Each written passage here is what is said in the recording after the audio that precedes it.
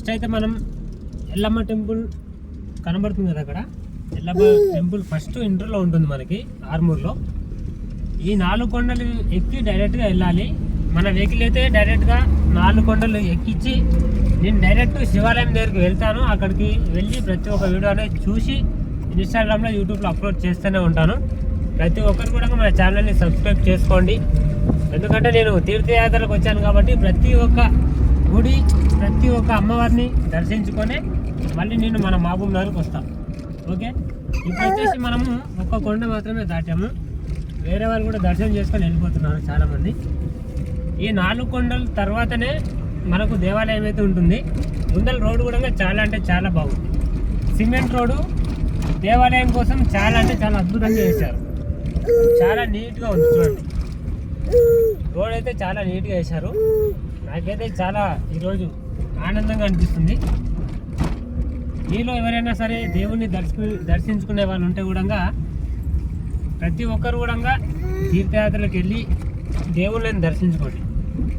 మనం ప్రతి ఒక్కదానికి భయపడకపోయినా సరే ఒక దేవుడికైనా ఒక చావుకైనా 100% మనం భయపడాల్సిందే, భయపడి తీరాల్సిందే. కాబట్టి మనం బతుకున్నప్పుడు ప్రతి ఒక్క దేవుని కూడా దర్శించుకోవాలి.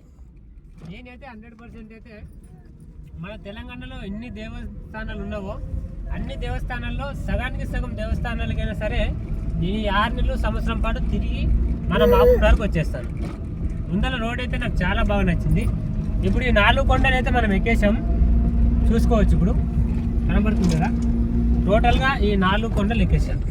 ఇప్పుడు వచ్చేసి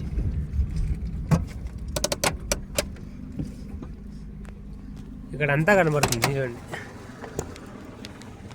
టోటల్గా మనకు ఆర్మూర్ ఊళ్ళల్లో ఫస్ట్ మన దేవాలయం చాలా బాగుంటుంది కాబట్టి వెళ్తున్నాను. ఇక్కడ 4 కొండలు ఎక్కాను. ఇప్పుడు జస్ట్ ఈ 4 కొండలు ఎక్కడానికి నాకు జస్ట్ ఎంత ఒక 5 మినిట్స్ సమయం పట్టింది. మొత్తం చూసుకోండి. ఇక్కడ ప్లేస్ అయితే చాలా నీట్ కండిషన్లో మంచిగా ఉంది. ప్లేస్ నాకు చాలా బాగా నచ్చింది. ఇక్కడ ఎవరికైనా మనం ఇష్టపడ్డ వాళ్ళం కానీ ఒకవేళ మనం ఎవరికైనా ఏదైనా గిఫ్ట్గా వేయాలనుకుంటే కూడా ఇప్పుడు ఈ రాళ్ళ మీద మొత్తం మనము నేమ్స్ కూడా చెక్కొచ్చు డైరెక్ట్గా. ఇప్పుడు ఈ 4 కొండలు అయితే మనం ఎక్కైతే రావడం జరిగింది. నెక్స్ట్ వచ్చేసి ఇక్కడ ఆర్మూర్ ఊరు కనపడుతుంది చూడండి. మీకు మొత్తం కూడా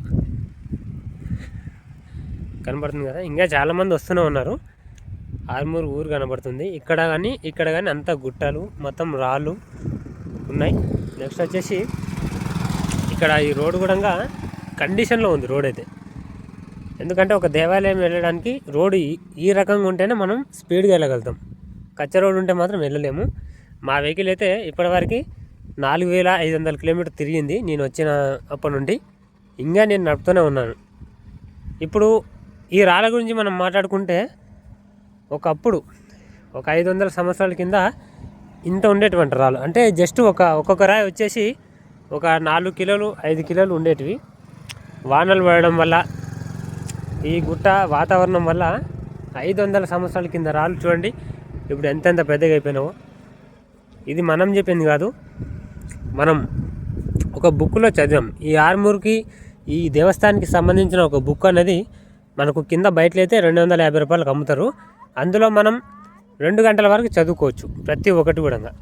మెయిన్గా ఈ రాళ్ళ కోసం అయితే స్టోరీ అనేది చాలా ఇంట్రెస్టింగ్గా ఉంది. రాళ్ళు అయితే చాలా బాగున్నాయి, లొకేషన్ కూడా చాలా బాగుంది. ఇప్పుడు నేను, నా కొడుకు, మా వైఫ్ మొత్తం ముగ్గురం వచ్చాము. నెక్స్ట్ మన కారు. ఓకే, చూడండి ప్రతి ఒక్కటి వీడియో పెడుతూనే ఉంటాను. తెలంగాణలోనే కాదు మన ఇండియాలో కూడా చాలా దేవస్థానాలు ఉన్నాయి. తెలంగాణలో కూడా ఇంకా చాలా ఉన్నాయి. అందులో సగం దేవస్థానాలకైనా సరే నేను తిరిగి ప్రతి ఒక్కటి పెడుతూనే ఉంటాను.